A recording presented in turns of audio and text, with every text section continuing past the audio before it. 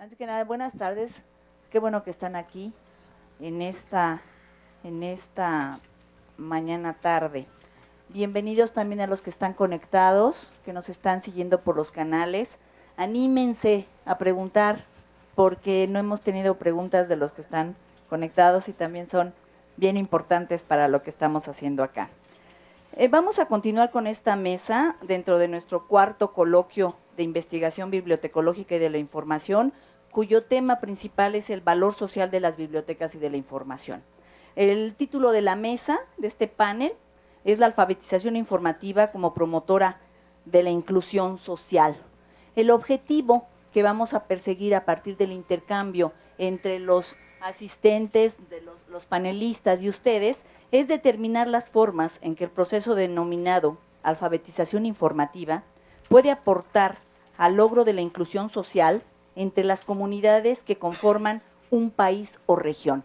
Esto último porque estamos entendiendo la alfabetización informativa como una acción educativa que promueve conocimientos, actitudes y tipos de pensamiento, siempre con un alcance nacional o regional o internacional. Desde ahí es que el tema del valor social y en este caso de la inclusión social para la alfabetización informativa nos importa. Van a participar en esta mesa la doctora Aurora Cuevas Cerveró. Ella es profesora investigadora de la Facultad de Ciencias de Documentación de la Universidad Complutense de Madrid. Muchas gracias, Aurora. La doctora Elmira Simeao. Ella es profesora de la profesora y directora de la Facultad de Ciencias de la Información de la Universidad de Brasilia, y el doctor Andrés Fernando Ramos, investigador de aquí del Instituto de Investigaciones Bibliotecológicas y de la Información. Vamos, la dinámica, para que estemos todos entendidos. Va a haber 3 rondas de preguntas, y a partir de, después de esas 3 rondas de preguntas de ustedes. Si en algún momento a ustedes les llega la inquietud de preguntar de una vez, se vale. Y la última pregunta, pues no se hace, ¿no? La hacen ustedes. Entonces, es la intención de verdad que sea como de panel, y que los que están hasta allá atrás que luego no preguntan, también pregunten, ¿sí? La intención es eso. Aquí hay un intercambio, yo lanzo la pregunta, ellos contestan, pero si ustedes consideran que en ese momento quieren preguntar, preguntan. Si nos hace falta la última pregunta, pues en el cafecito les dicen sus emociones e intereses. Vamos a dar inicio. Yo creo que lo primero que tenemos que hacer es partir de lo que se está entendiendo por inclusión social. Puede haber muchos conceptos, definiciones de inclusión social. Aquí la vamos a entender como un proceso mediante el cual un sujeto tiene acceso a derechos, recursos e instituciones. Permite que todos los individuos tengan las mismas oportunidades de tomas de decisiones. Disminuye la vulnerabilidad de los sujetos o comunidades y genera resiliencia o la manera de enfrentar los problemas y resolverlos. La inclusión social está vinculada con el desarrollo de capacidades para enfrentar las adversidades, tales como pobreza, inseguridad personal, discriminación, baja autoestima, entre otras. De acuerdo con este concepto y partiendo de la premisa que la alfabetización informativa pudiera promover este proceso, es decir, la inclusión social, me permito preguntarles, ¿cómo creen que la alfabetización informativa apoye o promueva el logro de la inclusión social? ¿Quién quiera iniciar?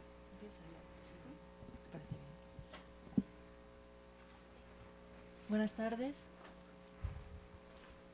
Muchas gracias por la invitación nuevamente a participar en este panel. Muchas gracias por la invitación a participar en este panel. No. Fala mais alto. No. ¿Ya? Si no, ya me lo tengo que meter dentro de la boca. Bem próximo. Caramba. Bueno, pues quería comenzar haciendo una reflexión sobre lo que es alfabetización, pero no alfabetización informativa, sino alfabetización lectoescritora. Entonces, la UNESCO establece Y yo creo que en esto todos estaremos de acuerdo, que uno de los indicadores que hablan sobre el nivel de desarrollo de un país es su nivel de alfabetización lectoescritora. Y ahí es donde yo quiero incidir, porque sucede que en nuestra sociedad, en una sociedad como la que vivimos, que algunos autores han denominado sociedad de la información, sociedad digital, como queramos llamarla, la alfabetización lectoescritora es insuficiente. Estamos en una sociedad altamente mediatizada por la tecnología, que presenta además un lenguaje y una escritura altamente complejo y heterodoxo, y no estamos formando a las personas para enfrentarnos a este tipo de situación. De manera que aquí la alfabetización informativa empieza a ser imprescindible, porque complementa la alfabetización escritora. Digamos que no habría que llamar ya alfabetización lectoescritora ni alfabetización informativa, sino alfabetización en general, porque la alfabetización debe incluir esas competencias que nos hagan podernos comunicar, poder leer y escribir en un lenguaje cada vez más heterodoxo, en un lenguaje cada vez más complejo. Las personas que no tienen esta posibilidad de aprender estas nuevas formas de lectura y escritura quedan fuera de la sociedad, quedan marginados. De tal modo es así que algunos teóricos están hablando, como Tony Samek, por ejemplo, están hablando de la alfabetización informativa como un derecho humano de última generación. Y esto hay que tenerlo muy en cuenta. Por tanto, es esencialísimo para la inclusión social, la alfabetización informativa, ¿no? La alfabetización en general, pero con esta dimensión que acabamos de apuntar. Me he apuntado aquí para que no se me olvide nada. La alfabetización informativa incide, como ustedes saben, no vamos a entrar aquí en la disquisición de lo tecnológico, de lo digital. La alfabetización informativa proporciona competencias cognitivas, proporciona competencias axiológicas, de tal manera que potencialmente, y dado que tiene esa capacidad para ayudar a las personas en el acceso y uso de la información, potencialmente puede incidir en aspectos tan sensibles como puedan ser la búsqueda de empleo, la salud, la administración electrónica y, como no, puede redundar también, y esto es importantísimo, en una mayor participación democrática de la ciudadanía. Y esto nos convierte a todos en más iguales.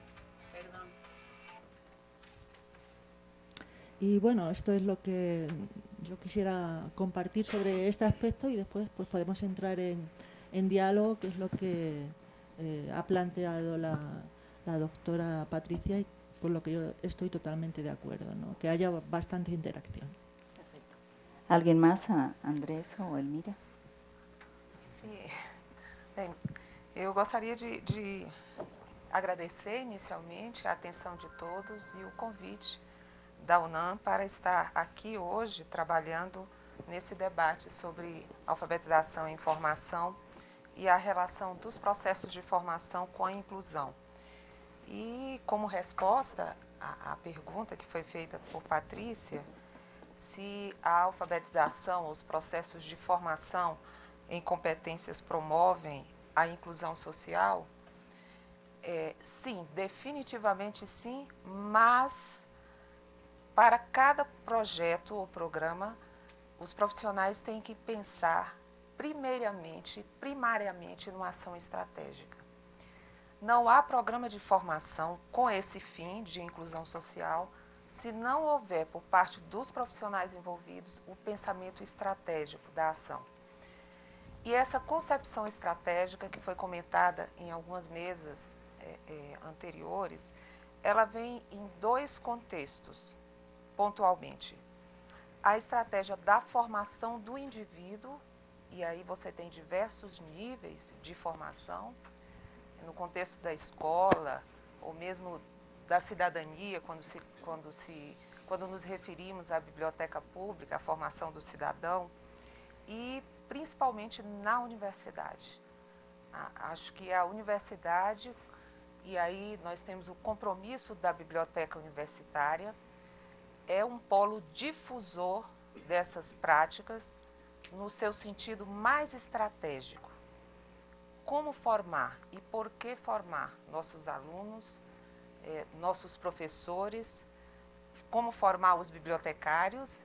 Acho que isso tudo compõe um debate único de pensar como as estruturas sociais podem ser beneficiadas a partir de uma discussão coletiva dos processos.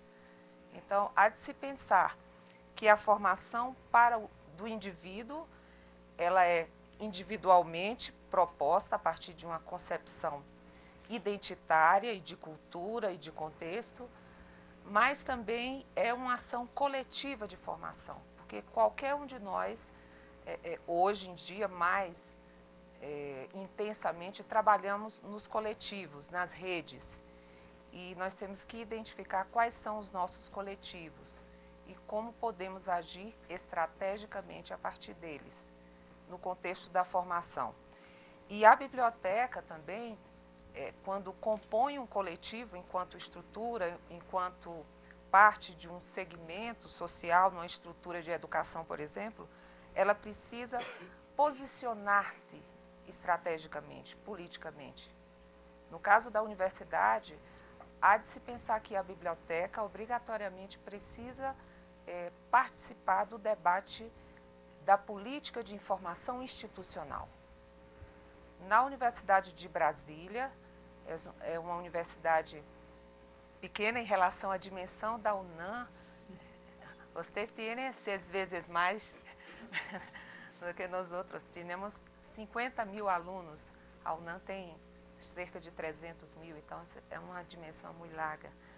E para nós estar aqui hoje conversando com especialistas da UNAM e de outros países sobre esse debate é muito importante, porque na Universidade de Brasília nós iniciamos essa discussão a partir de uma aproximação da Escola de Biblioteconomia, da Faculdade de Ciência da Informação com a gestão da biblioteca. A Universidade de Brasília foi construída com essa concepção de um curso de biblioteconomia que funcionaria dentro de uma biblioteca, formando profissionais na área de documentação científica, e essa formação tem a ver com a qualificação da produção científica e também com a qualificação da disseminação dessa documentação para a sociedade. Então, você tem o nível do ensino, da prática de pesquisa e da extensão que compõe o tripé, que é a universidade. Então, pensar nesse sentido estratégico de um indivíduo que tem que ser formado para a sociedade, a partir de uma série de recursos e habilidades, mas pensar o indivíduo como parte de um coletivo e pensar esse coletivo com uma linha de raciocínio que nos impõe hoje em várias situações, e quando a gente participa desses debates observa, e que são muito bem pontuadas. Eu poderia citar alguns autores que nos inspiram, né? Trabalhamos com projetos de pesquisa integrados com a Universidade Complutense e outras universidades brasileiras, a concepção da formação de um sujeito integral, que não é só o conhecimento formal, mas é o conhecimento identitário e de cultura, e um conhecimento humanista, que é capaz de dar a ele a percepção de que ele não pode agir sozinho e que a produção do conhecimento é uma obrigação moral da sociedade e do indivíduo. Então, capacitar os indivíduos para lidar com esse processo é uma responsabilidade muito grande das instituições de ensino e da biblioteca notadamente, porque a ação bibliotecária, ela complementa isso no seu eixo principal, que é a qualificação do processo. Produzir com qualidade, em todas as dimensões que a qualidade da produção científica exige, inclusive quando ela é tratada e trabalhada para compor um outro elemento da extensão, no caso da universidade, que complementa a discussão da formação no contexto da biblioteca escolar e das escolas, por exemplo. Então, eu acho que a gente tem essa responsabilidade de pensar a escola, a biblioteca e todas as instâncias, ou como chama Bruno Latour, né, os centros de cálculo, as instituições que lidam com informação, como são os museus, os arquivos, os elementos formadores dessa discussão e desse debate público, em que a informação é o eixo principal e a tecnologia um instrumento que qualifica essa formação a partir de uma intervenção estrategicamente pensada. Não sei se está muito bem para meu português, está bem. Sí, Então, sí, sí. se me arrisco num portuñol, que querem lo que quieres. No, Es no, eso. muy bien, muy bien. Muchas gracias. Andrés, por favor. Buenas tardes, muchas gracias Patricia por invitarme a participar en este panel. Creo que esta primera pregunta es sumamente interesante porque parece que durante mucho tiempo se ha vinculado siempre la alfabetización informativa al ámbito de la universidad y a la de formar estudiantes para que puedan, digamos, llevar a cabo sus tareas de una forma óptima, para que sepan buscar información, para hacer sus trabajos, para aprender. Pero efectivamente la alfabetización informativa tiene que ir mucho más allá, porque realmente de lo que se trata es de capacitar a la gente para que maneje información, no solamente desde un punto de vista técnico, de saber manejar determinadas herramientas, sino desde un punto de vista cognitivo, en la medida que tenemos que ser capaces de asimilarla, de entenderla, de evaluarla, de comprenderla, de difundirla, etcétera. Entonces es una labor que, digamos, sería que cualquier persona sería destinataria de este tipo de formación, porque cualquier persona necesita trabajar con información de alguna manera o de otra, no solamente para hacer tareas de clase, sino pues para reivindicar sus derechos, para conocer sus obligaciones, para acceder a información de muy diverso tipo y que cualquier persona puede necesitar. En el ámbito además de la educación, pues por lo menos en el ámbito de la formación universitaria, aparentemente la exclusión suele ser menor. Depende ya de cómo entendamos lo de la inclusión y la exclusión social. Generalmente se suele vincular la exclusión social con personas, digamos, de bajos ingresos económicos. Hay mucho tipo de exclusión social, pero se suele vincular a este ámbito, aunque no necesariamente. Entonces, bueno, pues yo creo que la alfabetización informativa tiene que llegar a todo el mundo y sobre todo, bueno, pues a colectivos más desfavorecidos, económica o de otra forma, para que puedan realizarse y poder acceder a todos los servicios que cualquier ciudadano debe poder acceder. Entonces me parece que es muy interesante este debate en la medida de que se abre un poco la alfabetización informativa más allá de lo tradicional. Bueno, cada vez se trabaja más en ese tema, ¿no? Pero que siempre ha estado muy vinculada al ámbito académico y que, bueno, hay que romper un poco esa barrera y abrirse a otros colectivos. Gracias. ¿Preguntas de parte de ustedes? ¿No? Todavía no, muy bien.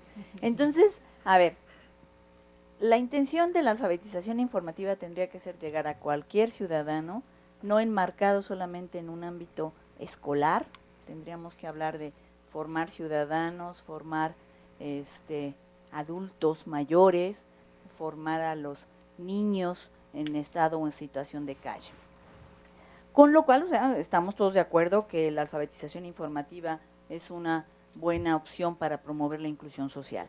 La siguiente pregunta es, ya concretamente, ¿cuáles serían las estrategias o programas que ustedes proponen o propondrían y cómo se implementarían todo en este participio, en este tiempo verbal del participio, de cómo sería, cómo lo implementarían y si tienen ya ejemplos o acciones, programas que hayan desarrollado y que nos puedan servir de alguna manera a los que estamos aquí. Por favor, ¿quién quiere empezar? Bueno, seguimos así, ¿no? Seguimos así.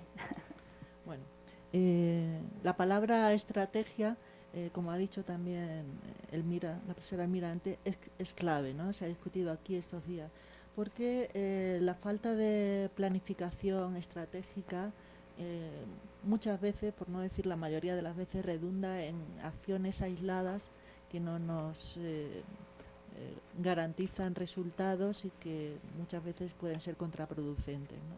Entonces es una cosa muy importante, estamos hablando de inclusión social, tenemos que tener unas políticas muy claras y una manera de articularlas.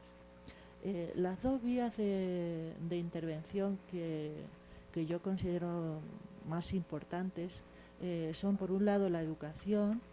La alfabetización es un tema de educación, desde luego con el concurso de las bibliotecas, aunque no exclusivamente, la educación formal y la educación no formal. Antes ha hablado la profesora Elmira de la importancia de la universidad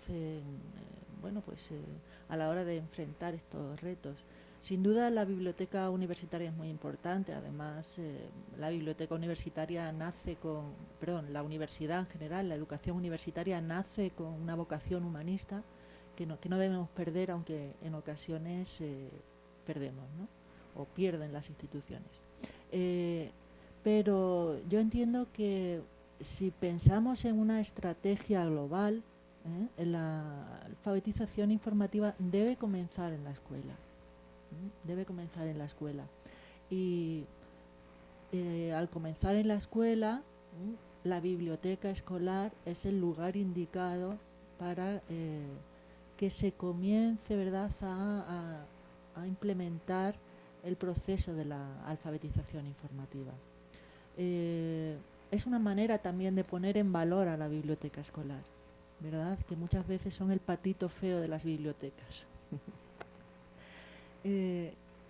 Pero no solamente es la biblioteca escolar, es la integración curricular de las competencias.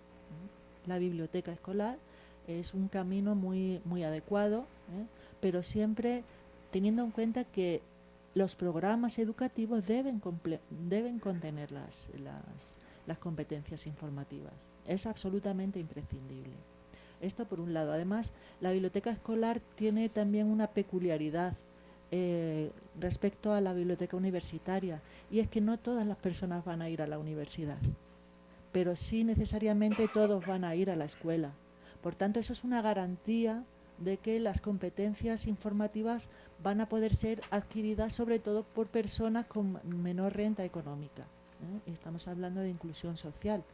Entonces, yo considero imprescindible que los procesos de alfabetización informativa comiencen en la escuela.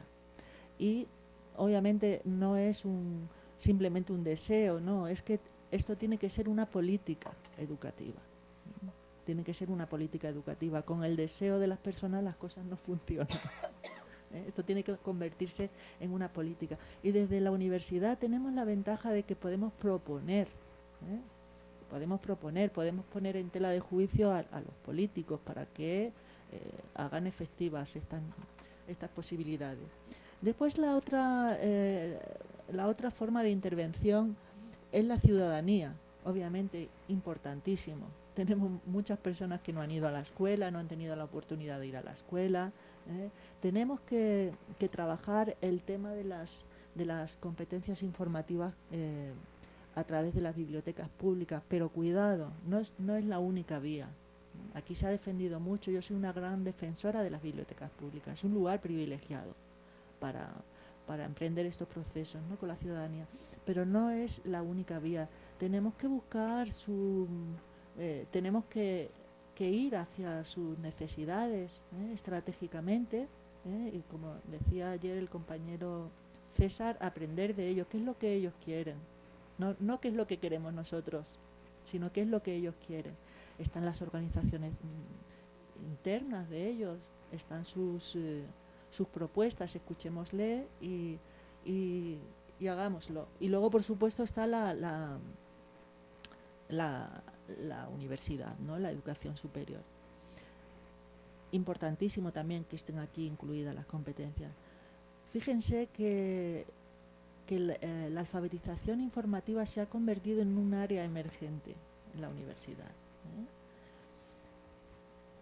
Cantidad de personas trabajando en este momento cantidad de investigadores trabajando sobre el tema de alfabetización informativa. Yo soy profesora y soy investigadora y soy también orientadora o directora de tesis y de máster y maestría, y tengo infinidad de propuestas para trabajar en estos campos, tantas como no puedo abarcar, ¿no? ¿Y qué sucede? ¿Qué sucede? La universidad es muy importante, pero dentro de la universidad la investigación, ¿verdad?, es lo que nos va a dar el punto de saber por dónde tenemos que ir. Aquí la estrategia está en direccionar bien, hacer buenos planes de diagnóstico, trabajar en el estudio de los planes de estudio para ver que adolecen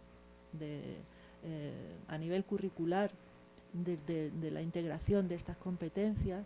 Y yo creo que los investigadores en este sentido tenemos una gran responsabilidad para enfrentar este reto, porque digo, es un área emergente, pero es un área nueva, relativamente nueva, como tema de investigación. Ustedes saben que los años 80, 90 en Estados Unidos ya estaban hablando de estos temas, de information literacy, y todavía no se había producido la explosión informativa.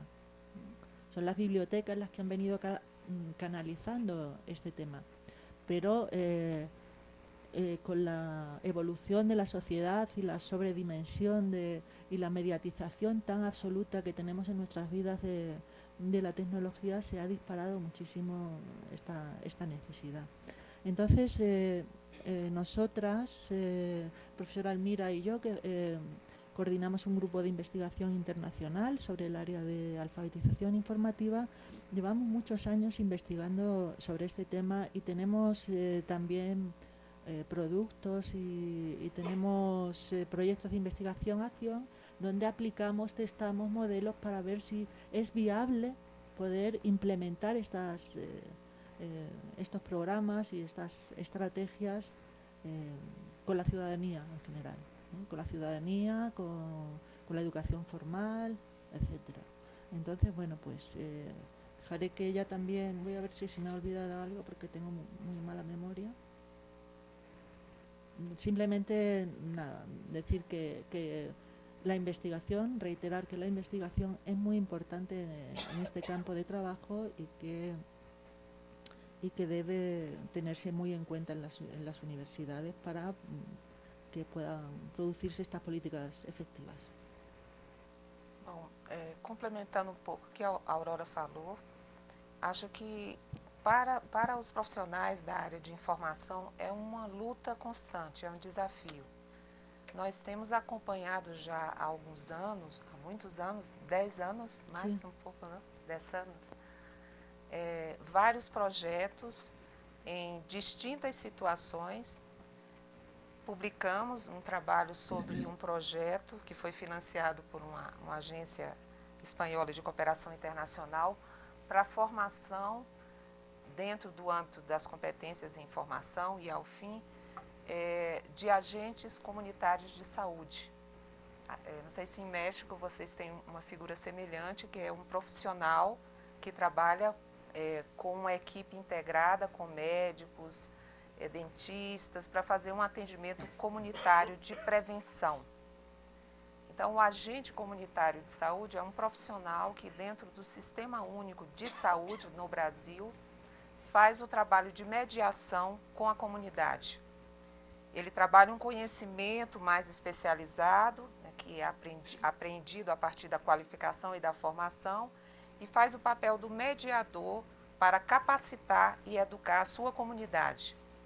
E, normalmente, o agente comunitário de saúde, ele é um líder comunitário e tem um papel muito importante na relação entre aquilo que a população precisa conhecer sobre prevenção e sobre diversos temas vinculados à saúde pública, por exemplo, a questão das drogas, aborto, prevenção em relação a doenças como a dengue, cólera, etc. Então, existe todo um trabalho educativo em relação a conteúdos de saúde, que devem chegar à comunidade de uma maneira numa linguagem bastante simples e acessível. E nós fizemos um programa de formação dedicado a esses trabalhadores. Foi uma experiência muito rica, aprendemos todos, tanto eles ficaram bastante motivados com as oficinas, com a possibilidade de trabalhar e usar a biblioteca no dia a dia, numa ação contínua, e identificar que bases de dados, que bibliotecas estariam disponíveis para eles no trabalho diário e na rotina que tem vinculados aos postos de saúde. Nós fizemos essa formação por mais de um ano, quase 2 anos, acompanhando e estudando o impacto. O projeto foi concluído, o financiamento terminou, nós publicamos artigos, livros, mas uma coisa me frustrou muito pessoalmente. Nós não termos conseguido avançar em relação à discussão do currículo, da formação daquele trabalhador. Porque quando nós investigamos qual era o conteúdo desse currículo, em nenhum momento a prática de pesquisa era estimulada para uma ação estratégica. Isso é um problema para qualquer currículo.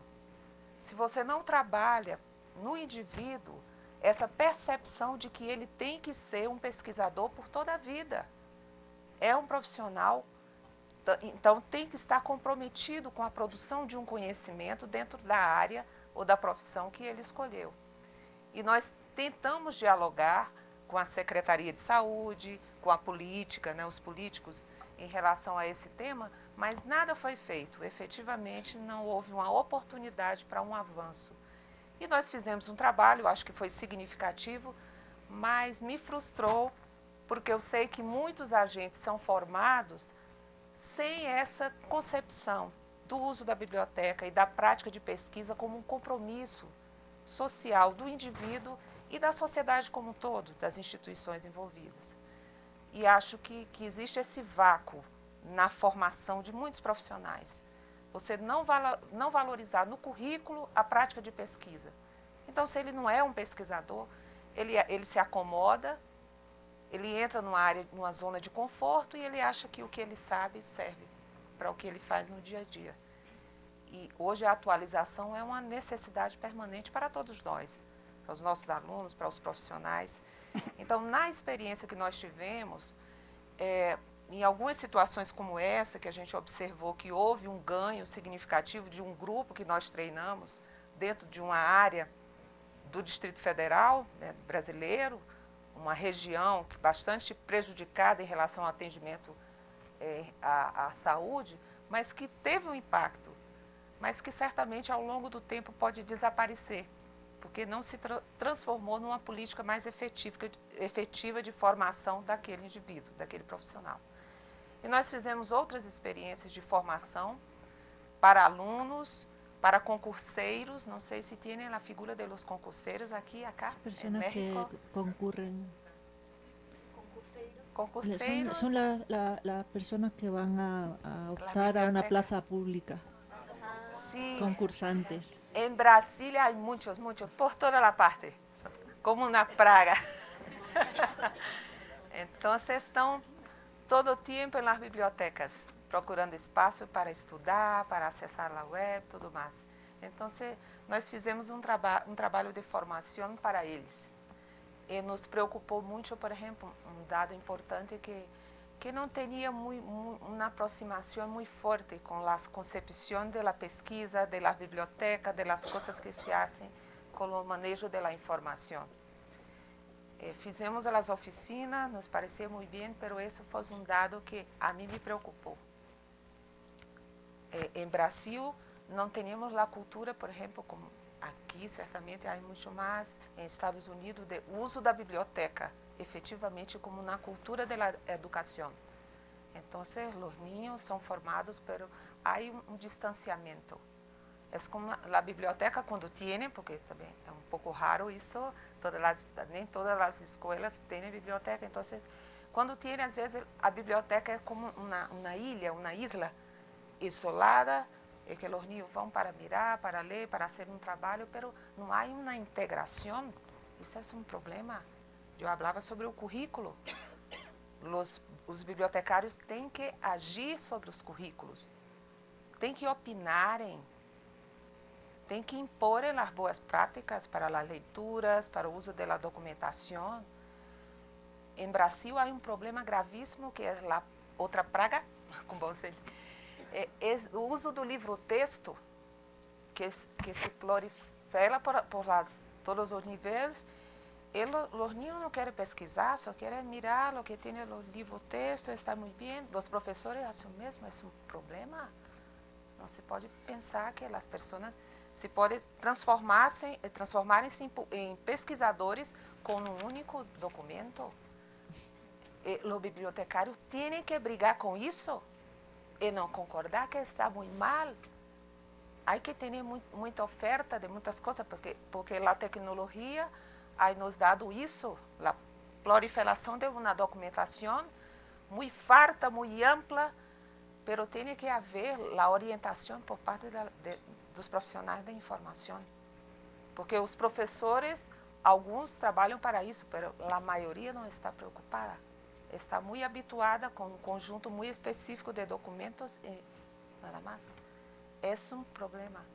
Os bibliotecários têm que intervir nos currículos e pelejar muito. Na Universidade de Brasília, trabalhando com a direção da biblioteca, porque eu estou em meu segundo mandato como diretora, é terrível, é uma gestão que hacemos juntos com a direção da biblioteca para poner um sentido político na instituição e nas estratégias. Por exemplo, brigamos muito porque a biblioteca tem que ter assento nos conselhos universitários. Não entendo, porque a biblioteca não tem voz e voto para proponer políticas de formação em uma universidade. Tem que ter. Se não está junto com os decanos, com os diretores, com os gestores, os bibliotecários têm que estar lá para dizer, porque eles não entendem. E muitas áreas têm dificuldade porque não entendem as áreas de informação. Esse é um problema. Não entendem do que falamos quando hacemos a gestão do tratamento, de uso. Acham que a biblioteca tem que selecionar o material para usar aqui, está muito bem, a biblioteca. E não é assim. Há que pensar que a biblioteca tem um sentido estratégico na universidade, na escola, tem que proponer e intervir no currículo, na formação, na contratação de professores, no treinamento de professores. A biblioteca tem que agir fortemente, posicionando-se politicamente. Então, brigamos muito por isso e conseguimos. A biblioteca agora tem voz e voto em um conselho universitário. É um ganho. Mas agora estamos peleando por muito mais espaço. Esa es la actitud, así debemos ser. Hay que tener estrategia. Siempre presentes. Gracias, Elmira. Andrés, por favor. Muy bien, pues yo coincido con mis dos compañeras. Me ha parecido muy interesante la intervención de Aurora en el sentido de que ha incidido en que lo de las competencias informativas tiene que trabajarse desde muy pequeños, cuando la gente es más jovencita, y que la escuela, las bibliotecas escolares, son un medio, digamos, estupendo para hacerlo, porque como comentaba, no todo el mundo llega a la universidad, pero por la escuela primaria, pues más o menos pasa todo el mundo. Esa sería una estrategia, digamos, general, que yo creo que puede ser muy positiva, digamos, desde un punto global, digamos, como para todo el mundo y de cara al futuro. No obstante, intentando concretar un poco la pregunta de Patricia, para conseguir que las estrategias sirvan para la inclusión social, además, digamos, de esta práctica preventiva que podría ser educar a los niños para que ya estén capacitados, tenemos que tener en cuenta que ya existen determinados colectivos que están en situación de exclusión social o en riesgo de exclusión social y con los que de alguna manera sería interesante intervenir. Como la exclusión social es muy diversa, como ya dije anteriormente, porque no solamente se trata de pobreza, de desempleo, sino que también puede ser pues, las personas más mayores, las personas con algún tipo de discapacidad.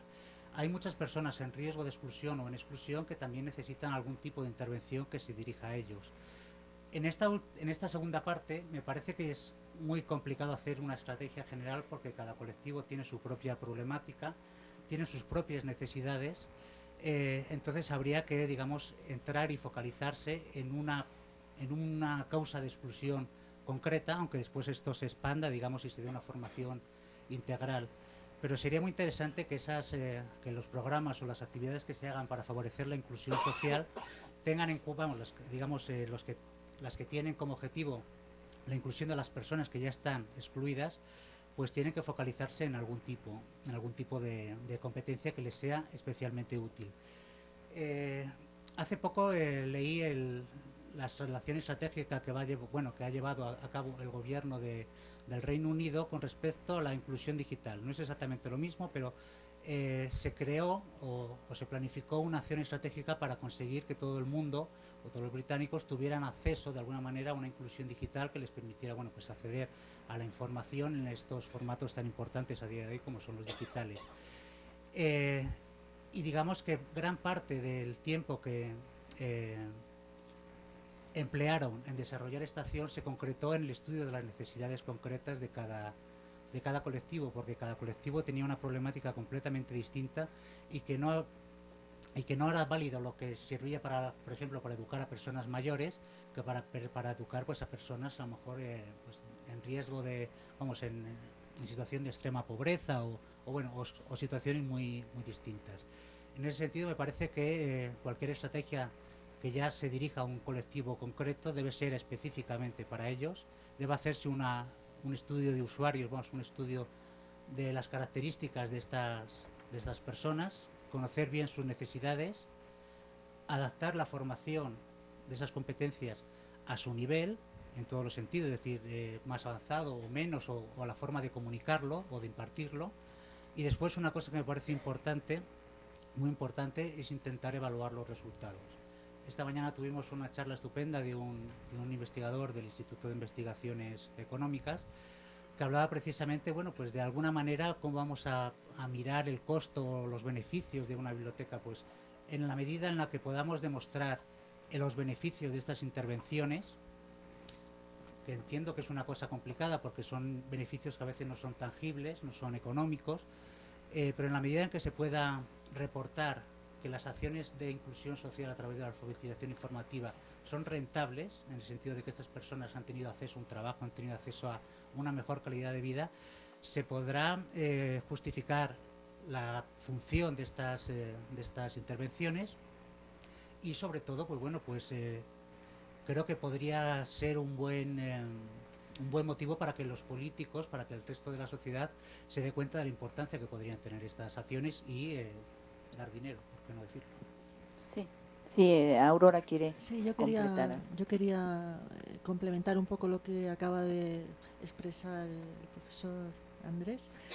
Yo estoy completamente de acuerdo, no puedo estar más de acuerdo con él en que los estudios de impacto son absolutamente esenciales.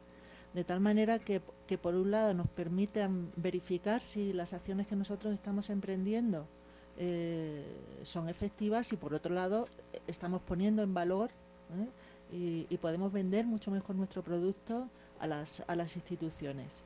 Y para ello, desde la investigación hay que producir indicadores de impacto, obviamente.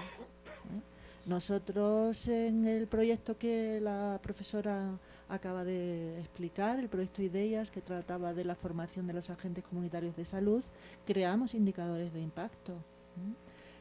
No es tan difícil hacer un seguimiento de lo que de tal efectividad, ¿no? de la efectividad que los programas han tenido.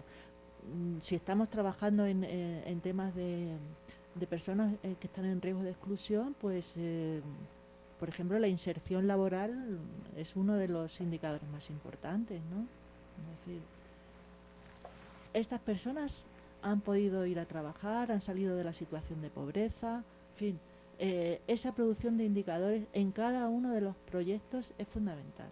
Entonces les invito a ustedes a que consulten los indicadores que nosotros produjimos en el proyecto IDEAS, que están publicados por varias vías, tanto en artículos científicos como en libros. Y sí, efectivamente, el plan estratégico debe incluir siempre un estudio de impacto. Por supuesto, absolutamente esencial. Gracias.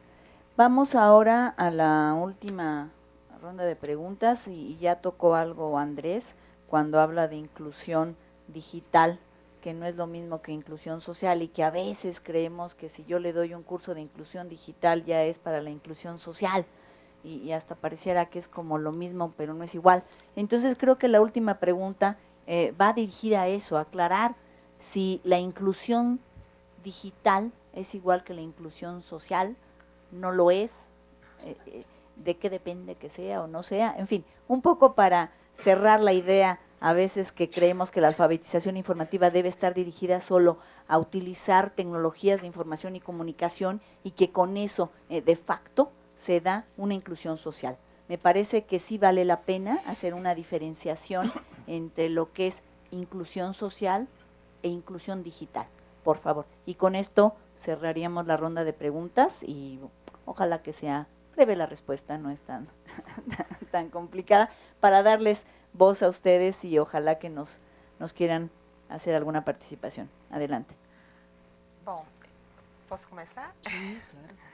Então, nós, quando trabalhamos os indicadores do projeto Ideias, nós separamos a avaliação e as variáveis da inclusão social, da inclusão em relação à comunicação em rede e estabelecemos etapa de trabalhos para essa formação. Então, ficou muito separado e na literatura se vê muito que é preciso distinguir o que é inclusão digital, que estaria muito associada à parte instrumental da tecnologia, em termos de software, de hardware, etc. E agora das redes, do uso das redes sociais, e a parte de inclusão social, onde os indicadores de impacto seriam uma oportunidade de validar determinados processos ou planejamentos. Mas eu tenho lido muito os trabalhos atuais do Pierre Levy, e estou ficando muito confusa com a esfera semântica. O que se passa com isso? Essa é uma abordagem muito interessante porque traz também uma discussão que o professor César Castro aí colocado quando falou que não temos espaço para o diálogo. Abrace sobre isso, César, que as instituições têm que promover o diálogo. E esse autor chama esses espaços de informação, as bibliotecas, as escolas, os museus, os arquivos, etc., a universidade, como espaços de diálogo para uma conversação criativa. Na leitura do Levy, conversação criativa é um processo que envolve radicalmente a tecnologia, hoje, nos dias de hoje. E por quê? Porque hoje a tecnologia viabiliza a nós todos o acesso a uma memória social, a um coletivo global e a uma percepção de nossa individualidade e também dos nossos coletivos. Esse é um processo novo de percepção e que no momento anterior nós não havíamos percebido nessa dimensão de uma grande rede global que está apoiada na tecnologia. E lidar com esse processo de inclusão digital significa ter habilidades para perceber isso numa dimensão multidimensional, porque a informação não é só texto, ela é imagem, ela é vídeo, ela pode ter aromas. É um processo de compreensão e percepção integral do conhecimento. E a tecnologia estimula a prática da multimodalidade e da percepção integrada dos processos. E é uma coisa nova para a educação e para a biblioteconomia, em relação à questão do tratamento técnico desses processos e dessa informação. Porque se no momento anterior toda a pauta do controle bibliográfico, da concepção de rotinas de tratamento técnico se baseou em a noção de disponibilidade e de um acervo que seria armazenado e guardado, a visão hoje é de um acesso absolutamente aberto, democrático e de intervenção permanente do usuário no processo. E para nós todos, profissionais da área de informação, é um campo novo e que nos impõe um diálogo construtivo, uma conversação criativa para modificarmos os processos de tratamento técnico da informação. Porque hoje os usuários podem fazer indexação, estão fazendo isso na web o tempo todo. É uma dinâmica muito intensa e que atinge drasticamente os processos tradicionais. E esse espaço de diálogo, de conversação criativa, ele só é possível a partir dessa grande rede que conecta pessoas, processos, sistemas, instituições, numa mesma base, numa grande rede que se apresenta a nós, na perspectiva individual e também do coletivo. Então, por conta dessa reflexão que é apresentada nesse livro recente... Perdón. Elmira, para que Vou terminar, sí, porque Ceci. si no, no les vamos a dar tiempo. Claro, si dicen que no hay ninguna pregunta. Sí, perdón. Essa concepção de uma esfera semântica muito ampla é um espaço de reflexão de tecnologia também, para um processo cognitivo coletivo e distribuído em la rede. Muchas gracias. Disculpa, si no se nos va a acabar el tiempo y nos vamos a colgar. Yo voy a ser muy breve después de esta altura epistemológica. Ay, madre mía. Y me voy a poner en el imaginario colectivo de la gente de la calle. Cuando uno oye hablar en la calle de inclusión digital, lo que se imagina es un tipo apretando teclas y instalando un programa en un ordenador. Y así también lo entienden nuestras instituciones, lamentablemente. Entonces, la inclusión digital nos ha hecho un mal muy grande a la alfabetización informativa, ¿no? Porque normalmente se suele identificar y a veces la gente te pregunta, ¿eso qué es alfabetización digital? ¿No? No es eso, no estamos hablando de lo mismo. Entonces, incluso los propios estados, me remito, por ejemplo, a los informes que se hacen sobre la sociedad de la información. En España el más importante es el que hace Telefónica, ¿no? El estado de la sociedad de la información. Cada año saca un estado de la cuestión, ¿no? ¿Y qué hacen? Hacen macroindicadores cuantitativos que hablan de número de personas conectadas, número de ordenadores por aula, número de hogares que tienen una televisión y un ordenador. Pues, oiga usted, a mí eso no me sirve de nada, ¿eh? Hagan ustedes indicadores cualitativos y vean si verdaderamente esas personas están utilizando el Smart TV, o están utilizando, saben utilizar y saben entender lo que leen y saben buscar información para informarse sobre salud de manera adecuada. De manera que hay una confusión bastante grande con la inclusión digital a nivel general. Y yo creo que tenemos una tarea ahí muy, muy grande para intentar explicarnos. Y que incluir digitalmente a una persona no significa que sepa escribir en un ordenador, mover un ratón e instalar un programa informático. Bueno, nada más. ¿No? Gracias.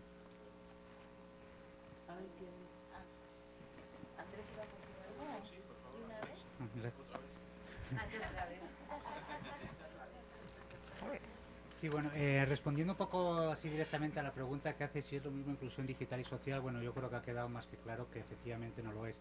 Cuando se habla de inclusión digital, bueno, los teóricos que hablan sobre este tema hablan de 3 niveles. El primero sería el de la conectividad, que es el que suele aparecer más en las encuestas, es decir, cuántas personas tienen acceso a Internet, a un dispositivo móvil, etcétera, etcétera.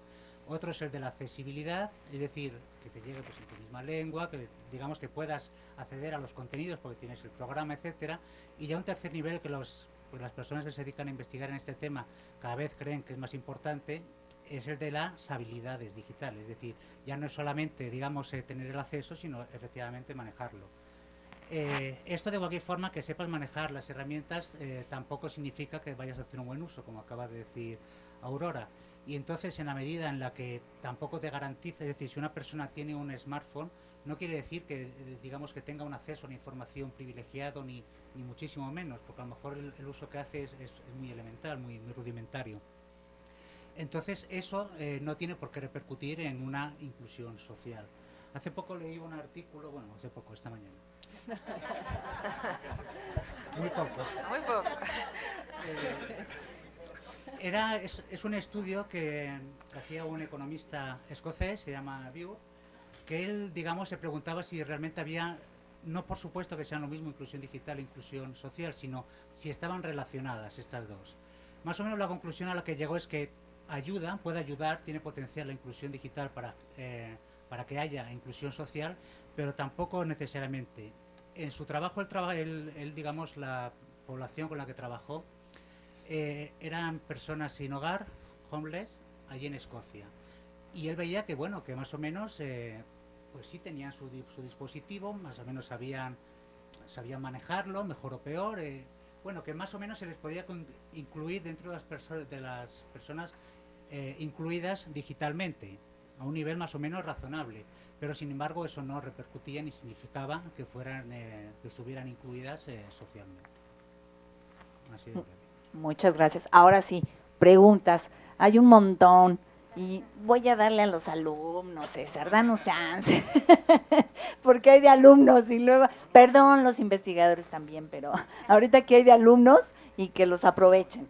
Por favor, César, disculpa, pero a ver, manos allá. 1, 2, 3 manos.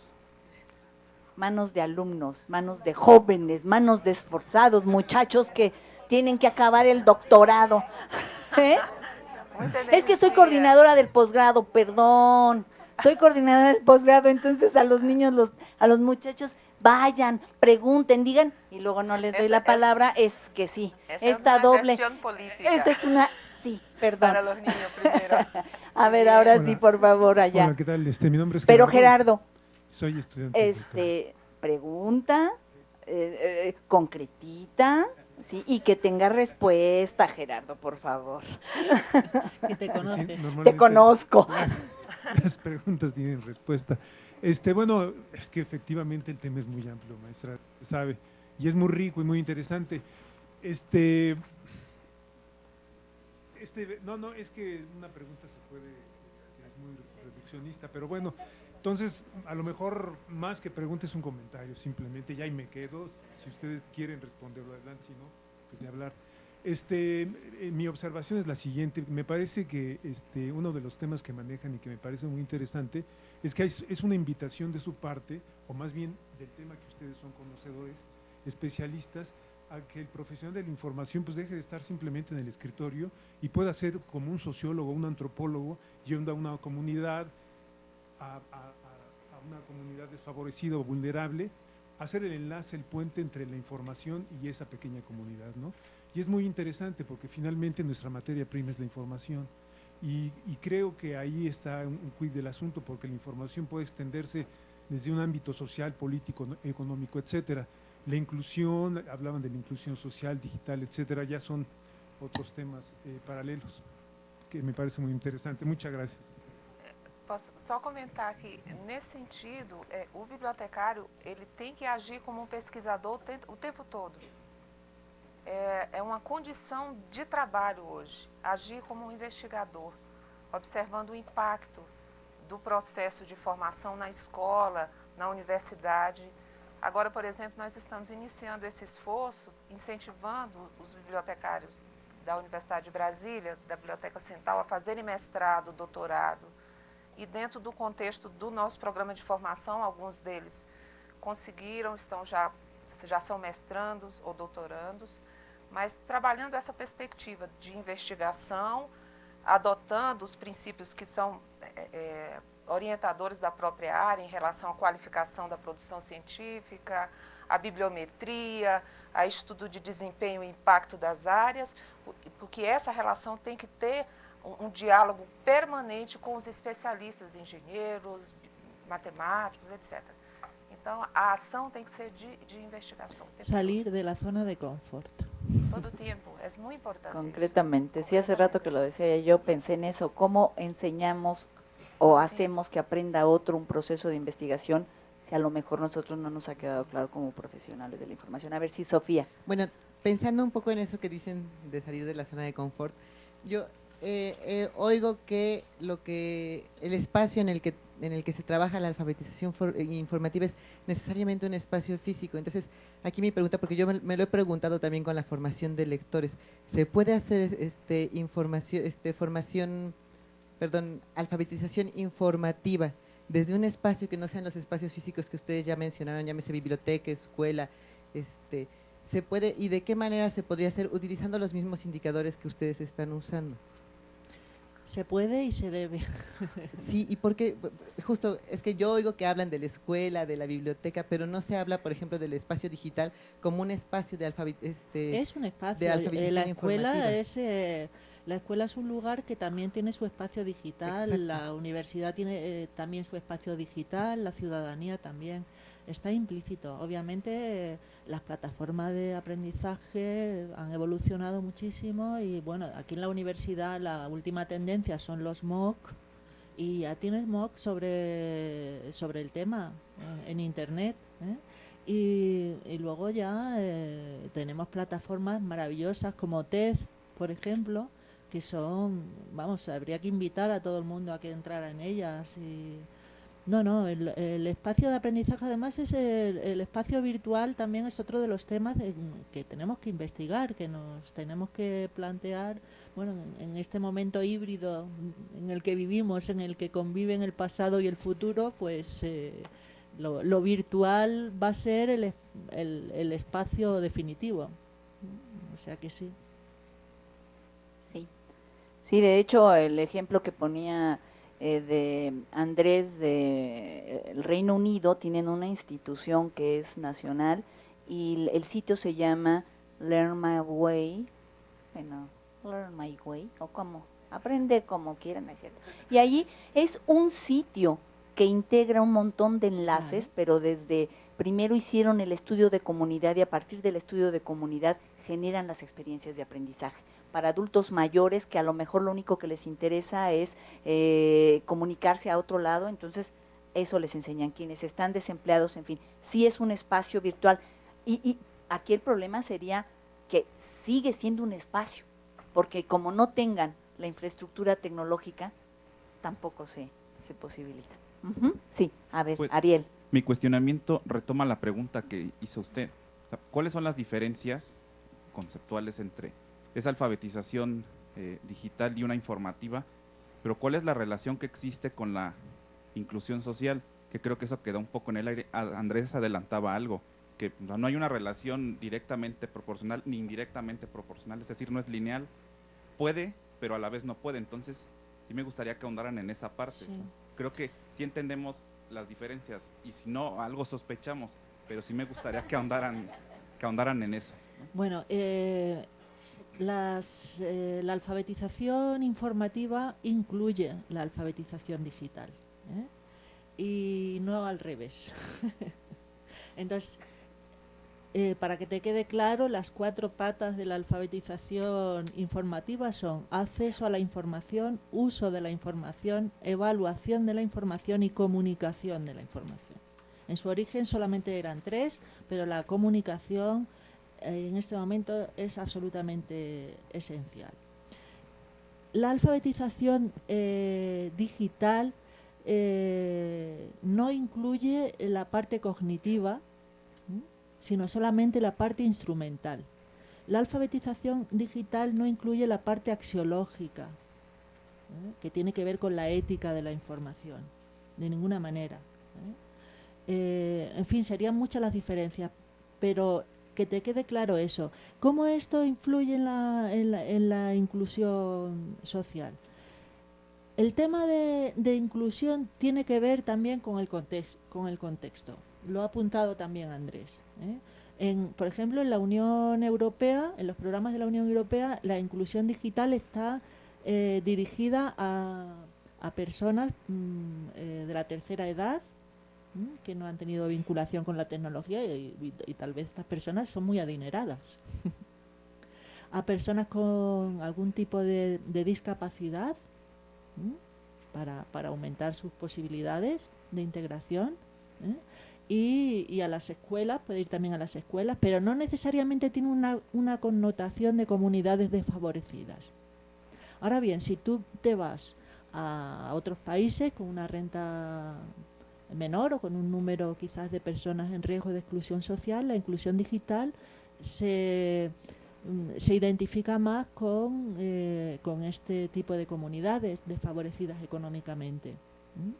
Entonces, la inclusión social se produce según el contexto a través de la alfabetización digital. Si tú lo que necesitas es incluirte porque estás en un colectivo que tienen menores posibilidades de acceso por determinadas causas, pues se hace desde esa vía. Ahora, si tu problema es el económico, el programa se hace desde esa vía. No sé si te ha quedado claro. ¿Alguien más que quiera abundar? Só complementar que hoje os programas de formação, qualquer que sejam eles institucionais ou vinculados a projetos ou a iniciativas pessoais, muitas vezes, há de se pensar que um estudo de perfil e contexto é necessário, com uma meta muito objetiva, em que você consiga quantificar alguns elementos necessários ao processo, que você possa dimensioná-lo no tempo e no espaço, para alcançar determinadas etapas e superá-las. E nesse esforço, além da compreensão do que a gente chamou ontem e hoje, alguns especialistas comentaram, nesse esforço de tornar o processo de formação, transformá-lo numa aprendizagem significativa, entram aí também, além desse sentido estratégico, de ter um objetivo de superar um problema, que pode ser um problema de saúde, um problema de segurança, um problema de mobilidade, uma questão institucional, estratégica para a produção científica, por exemplo, seja qual for o objetivo, além de atingir essa estratégia, esse treinamento para a informação digital ou para a inclusão digital, que já superou há muito tempo a parte mais instrumental, requer hoje do indivíduo a prática de uma informação em multimodalidades e saber escolher os melhores documentos nesse sentido. Nós chamamos hoje, o grupo de pesquisa está trabalhando esse conceito de AV3, a ânima, verbo e vocovisualidade.